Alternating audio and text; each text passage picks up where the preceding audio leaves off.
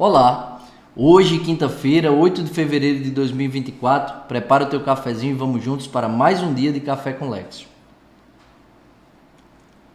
Em nome do Pai, do Filho e do Espírito Santo. Amém. Senhor, fazei de mim um instrumento de vossa paz. Onde houver ódio, que eu leve o amor. Onde houver ofensa, que eu leve o perdão. Onde houver discórdia, que eu leve a união. Onde houver dúvida, que eu leve a fé. Onde houver erro, que eu leve a verdade. Onde houver desespero, que eu leve a esperança. Onde houver tristeza, que eu leve a alegria. Onde houver trevas, que eu leve a luz. Ó Mestre, fazei que eu procure mais consolar que ser consolado, compreender que ser compreendido, amar que ser amado. Pois é dando que se recebe, perdoando que se é perdoado, e é morrendo que se vive para a vida eterna. Amém. Nossa Senhora das Graças, rogai por nós. São José, providenciai e intercedei por nós. Continuamos unidos. Em nome do Pai, do Filho e do Espírito Santo. Amém. Primeira leitura de hoje, leitura do primeiro livro dos Reis, capítulo 11, versículos de 4 a 13. A primeira leitura de hoje vai mostrar que diante da infidelidade de Salomão, o Senhor vai falar da consequência dos seus pecados, que foi a idolatria a outros deuses. A consequência natural do pecado de Salomão, da infidelidade de Salomão, a perda do reino. Salomão vai perder o reino, o seu reinado. Agora, Deus, por amor a Davi, fala para Salomão que ele vai perder todo o reinado, mas ficará com uma tribo das 12 tribos de Israel. Vai ficar uma tribo para o seu filho. Por toda a história do Antigo Testamento e também no Novo Testamento, Deus vai nos mostrar que os nossos pecados têm naturalmente consequências. Mas a gente vive como se não houvesse. A gente acha que vai pecar, deliberadamente pecar, e que os nossos erros, as nossas faltas, os nossos pecados, eles não têm consequência. Mas todo pecado tem consequência. Na verdade, tudo na vida, toda escolha que a gente faz, seja boa ou ruim, ela tem uma consequência. E com os nossos pecados, não é diferente. Mas o pecado, ele é uma ofensa a Deus. O pecado é um ato de desobediência a Deus. O pecado é um ato que rompe a nossa comunhão com Deus. Então, coisa boa não vai vir do pecado. A consequência do pecado nunca é boa, nem para nós, nem para aqueles que são, digamos assim, alvos também dos nossos pecados. E a consequência do pecado, ela não alcança apenas a nossa vida material, mas também a vida espiritual, esta sobrenaturalidade em qual a nossa vida material está posta. E é preciso que a gente tenha essa consciência, que se a gente ainda não tinha, a gente passe a ter a partir de agora. Nós nos arrependemos dos nossos pecados, nós buscamos a confissão, nós temos os nossos pecados perdoados. Por meio das indulgências, as penas apagadas. Mas ainda assim, nós podemos colher a consequência dos nossos pecados. Foi isso que aconteceu com Salomão. O Senhor acumulou Salomão com grandes riquezas.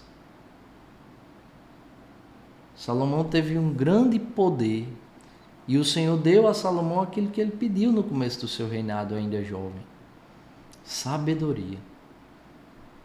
Mas Salomão não permaneceu fiel a Deus. E no fim de sua vida, foi infiel ao Senhor e permaneceu infiel, cometendo um pecado muito grave, que é o pecado da idolatria. Colocar outros deuses no lugar de Deus. Adorar outros deuses no lugar do Deus verdadeiro e único. E o pecado de Salomão não é diferente do nosso, porque por vezes na nossa vida nós também adoramos a outros deuses.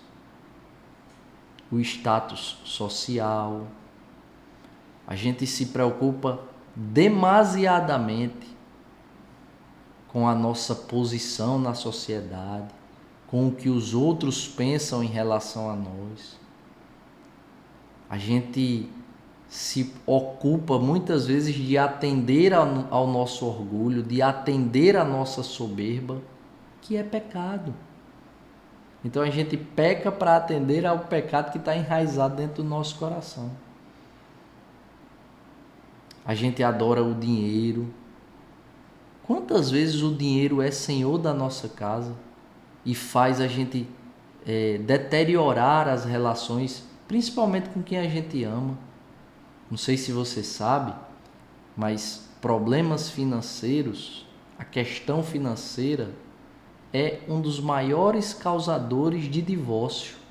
E não somente no tempo atual, mas de décadas para cá, para os dias atuais. Uma das maiores causas, se não a maior, dos divórcios são as questões financeiras. Por quê? Porque muitas vezes nessas relações o dinheiro, ele era o Senhor e não Deus. Quantas relações, quantas famílias não perdem a paz, fazendo de tudo, se tornando refém de tudo, para não perder o dinheiro e os bens que se conquistou. E quando isso acontece, São Francisco de Assis que nos ensina. Quando algo tira a paz do nosso coração, é porque esse algo ocupou o lugar que é de Deus, o lugar que é próprio de nosso Senhor. Então é preciso aprender de Deus e pedir ao Espírito Santo a graça de renunciar ao pecado, de renunciar aos nossos pecados e de renunciar ao seu inventor, que é o diabo. É preciso que a gente identifique no nosso cotidiano se a gente não está adorando outros deuses que não o nosso Deus único e verdadeiro. É preciso que a gente identifique com muita maturidade, com muita clareza de consciência, se de fato, quem de fato é o Senhor dos nossos corações e das nossas vidas?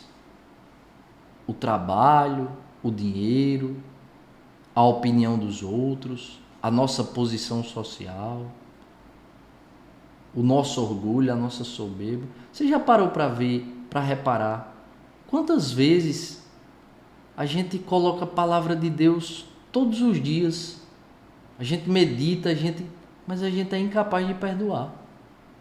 A gente é incapaz de ser humilde e reconhecer o nosso erro e pedir perdão. Então veja, quem é o Senhor deste coração? É Deus ou o orgulho, a soberba? É preciso que a gente faça essa reflexão e pedir ao Espírito Santo não somente a graça de renunciar ao pecado, de renunciar ao diabo e às suas obras, mas a graça de permanecer fiel a Deus até o fim de nossos dias, para que a gente não cometa o erro que Salomão cometeu, que teve grande intimidade com Deus, que teve grande comunhão com Deus, mas não permaneceu. E permanece quem ama. Quem ama, permanece. E é preciso que a gente peça ao Espírito Santo essa graça de permanecer, apesar das nossas falhas, apesar das nossas quedas, levantar e permanecer São João Paulo II nos ensina isso. O santo é aquele que cai 7 vezes, mas levanta 8. Não desiste, persiste, insiste, porque ama, permanece. O evangelho de hoje está em Marcos, capítulo 7, versículos 24 a 30. Ou seja, são 6 versículos. Mas eu quero citar aqui um trecho. Esse evangelho é uma mulher. Jesus ele não quer que as pessoas saibam onde ele está, mas não tem jeito. Jesus já está famoso. Nosso Senhor já goza de uma popularidade muito grande.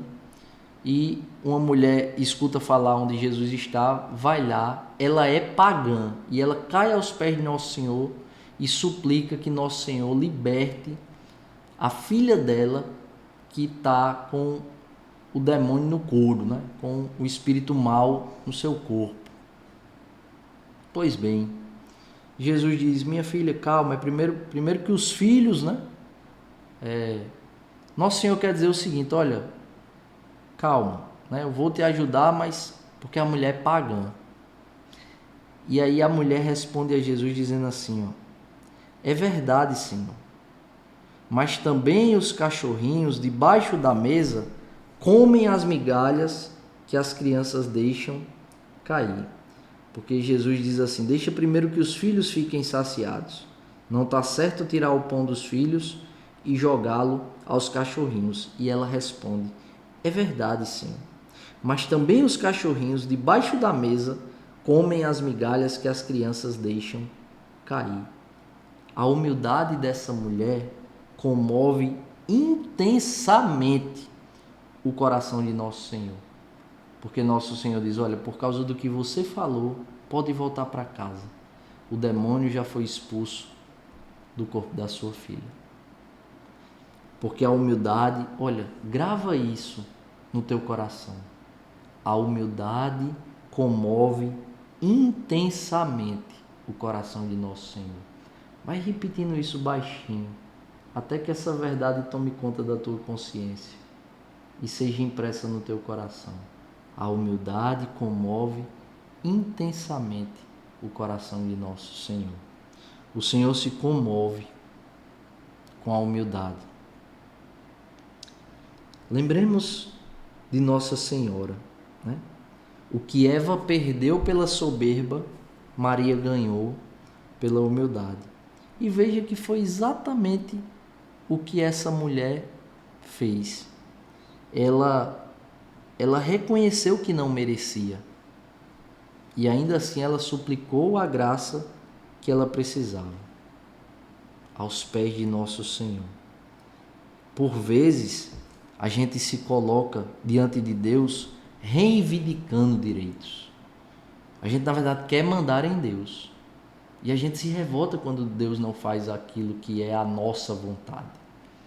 Parece que a gente quer ser Deus de Deus, né? A gente não reconhece o nosso tamanho.